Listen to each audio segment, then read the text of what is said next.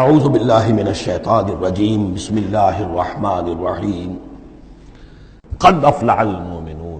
اور یہ کام کر گئے کون؟ اہل ایمان۔ کون سے اہل ایمان؟ الذین هم فی صلاتہم خاشعون، جو اپنی نمازوں میں خشوع اختیار کرنے والے، صرف گنتی کر کے رکعتیں پوری نہیں کرتے بلکہ ان کی نماز جو ہے وہ خشوع اور خضوع کا ایک مظہر ہے۔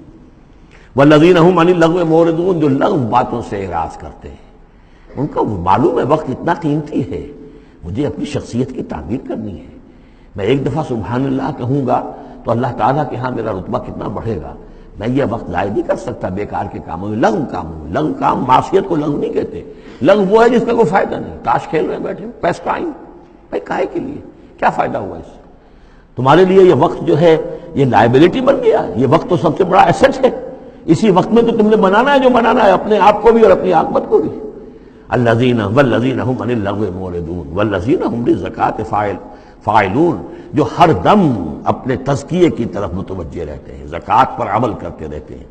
یہاں زکوٰۃ سے مراد وہ زکوٰۃ نہیں ہے جو ہماری اصطلاحی زکوٰۃ ہے، اس لیے کہ یہ ابتدائی زمانے کی مکی صورت ہے، ابھی زکوٰۃ کا کوئی تصور نہیں تھا۔ زکوٰۃ لغوی معنی میں اپنے تزکیے کی طرف ہمہ تن متوجہ رہتے ہیں، انہیں اپنے دامن کے داغ دھبے نظر آتے ہیں، ان کو دھونے کی ہر وقت کوشش کرتے ہیں۔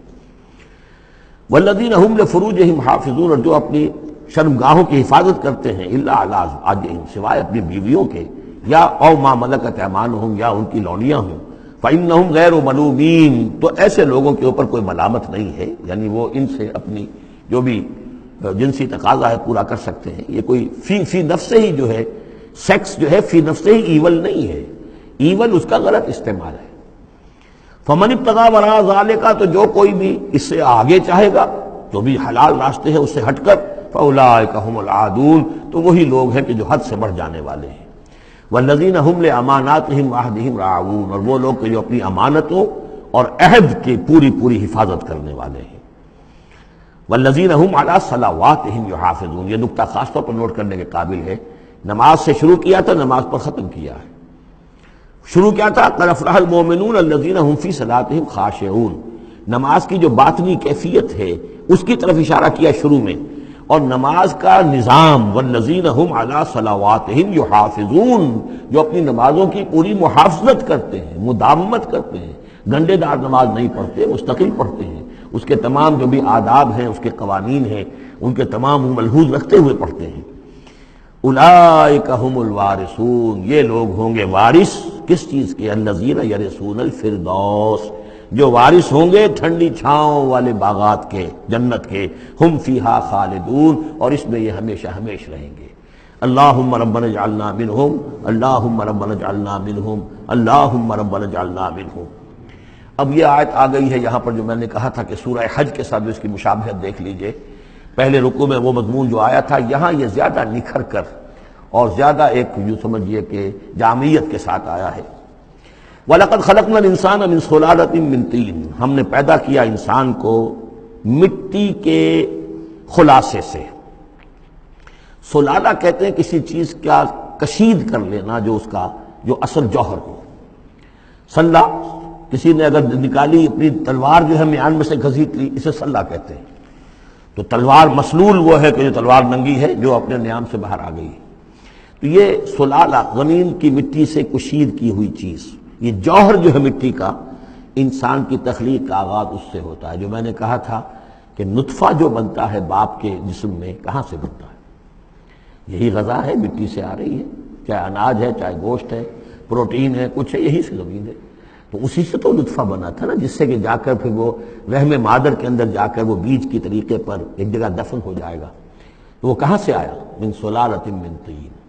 یا تو یوں کہیے کہ آدم کی تخلیق سے تذکرہ ہو رہا ہے، لیکن میرے نزدیک جو تعبیر میں کر رہا ہوں وہ زیادہ صحیح ہے کہ یہ ہر انسان کی تخلیق کا بھی آغاز جو ہو رہا ہے، اس نطفے کا بھی کہ جو اس کا نقطہ آغاز ہے، وہ بھی کہاں سے ہے؟ صلالۃ من طین، زمین اور گارے ہی اور مٹی ہی کے یہ جوہر ہیں جو کشید کر کے جسم میں گئے ہیں، اور اس سے باپ کے جسم میں وہ نطفہ جو ہے بنا ہے۔ ثم جعلناہ نطفۃ فی قرار مکین، پھر ہم نے اسے ایک بوند کی شکل میں ٹپکایا ایک ایسی جگہ پر جو بڑی مضبوط ہے، بڑی جمے ہوئے ٹھکانے میں۔ یوٹرس جو ہے، رحم جو ہے، یہ بہت مضبوط ایک آرگن ہے، اس کی دیوار جو ہے وہ بہت مضبوط ہے۔ اس کے اندر جا کر وہ بیج کی طرح پر دفن ہوتا ہے۔ فرٹیلائزڈ اووم جو ہے وہ سب سے پہلے جا کر اس کے اندر دفن ہو جاتا ہے، اس کی دیوار کے اندر ایمبیڈڈ، جیسے کہ بیج زمین کے اندر جاتا ہے اور وہ زمین کے اندر چھپ جاتا ہے۔ ثم خلقنا النطفۃ علقۃ، میں نے عرض کیا تھا کہ علقہ کا ترجمہ یہ بالکل غلط ہے جو ہوتا آیا ہے، اور اس کی وجہ یہ ہے کہ اصل میں جو ہماری جو بھی معلومات تھیں وہ ظاہر بات ہے مشاہدے کی بنا پر ہی تھیں، ابھی نہ تو کوئی ڈسیکشن تھی اور نہ کوئی ابھی مائکروسکوپ تھی کہ ان چیزوں کو سمجھا جا سکتا۔ تو چونکہ جب بھی کبھی کوئی فرض کیجئے کسی کا کوئی حمل ہے ابتدائی، وہ گر گیا ہے، تو نکلتا کیا تھا وہاں سے؟ جمے ہوئے خون کے لوتھڑے نکلتے ہیں۔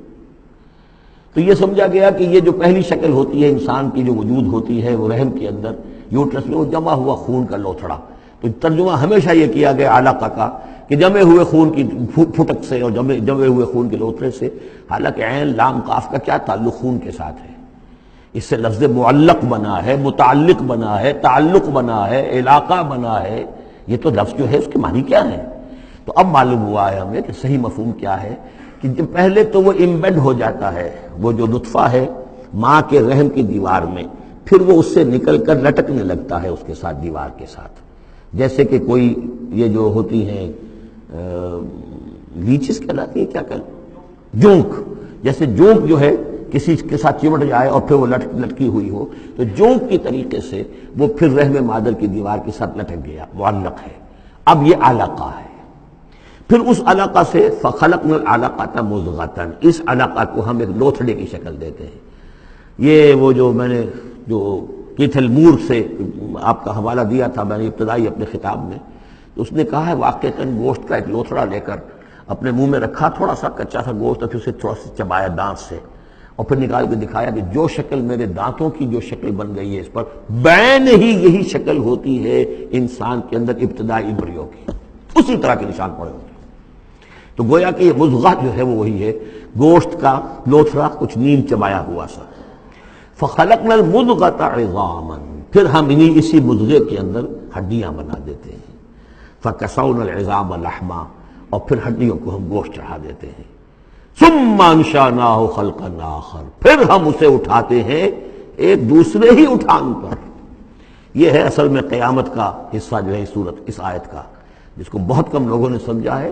واقعی یہ قرآن کا یہ اعجاز ہے، جب تک یہ چیزیں ابھی واضح نہیں تھیں لوگ گزر جاتے تھے، اور یہ کہ عام آدمی اب بھی گزر جائے گا، لیکن یہ کہ جب بات واضح ہوتی ہے تو معلوم ہوتا ہے کہ یہاں تو قیامت مثمر ہے۔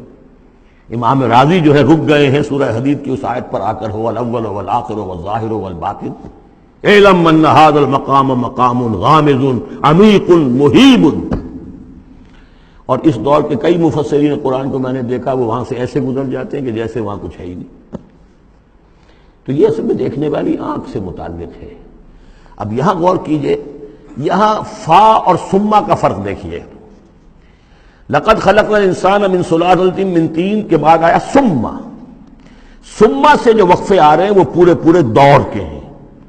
اب وہ مٹی کا سلالہ جو ہے اس سے نطفہ بننا ایک مکمل دور ہے۔ ثم جعلناہ نطفۃ فی قرار مکین، پھر ہم نے اسے ایک بڑے مضبوط مکان کے اندر ایک بیج کی شکل کے اندر دفن کیا۔ یہ دوسرا دور ہے۔ ثم خلقنا، لیکن اس ثم کے بعد کتنے فا آ گئے ہیں۔ ثم خلقنا النطفۃ علقۃ فخلقنا العلقۃ مضغۃ فخلقنا المضغۃ عظاما فکسونا العظام لحما، 4 فا آ گئے۔ پھر آیا ثم انشأناہ خلقا آخر، ایک بالکل نیا مرحلہ ہے یہ۔ اور اس کی تشریح جو حدیث میں آئی حضرت عبداللہ بن مسعود رضی اللہ تعالی عنہ سے، جب یہ 40 دن نطفہ، 40 دن علقہ، 40 دن مضغہ، جب 120 دن ہو جاتے ہیں، 4 مہینہ، اللہ تعالیٰ فرشتے کو بھیجتا ہے، اور وہ کولڈ سٹوریج جہاں اس کی روح تھی ابھی، وہاں سے اس روح کو لاتا ہے اور اس میں شامل کر دیتا ہے۔ اب یہ کچھ اور شے بن گئی۔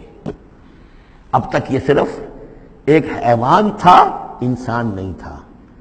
اب وہ حیوان انسان کے ساتھ وہ روحانی وجود انسان جو ہے جب لا کر شامل کر دیا گیا، ثم ينفخ فیہ الروح، لیکن اس حدیث کو بھی لوگوں نے سمجھا روح سے مراد جان ہے، حالانکہ ہمیں معلوم ہے کہ یہ جو 4 مہینے ہے تو کیا بے جان تھا وہ؟ معاذ اللہ، وہ تو جو مرد کا سپرمیٹوزوان ہے وہ بھی زندہ ہے، لیونگ ہے، ماں کا جو اووم ہے وہ بھی زندہ ہے، زائگوٹ ہے وہ بھی زندہ ہے، مردے کا تو سوال ہی نہیں۔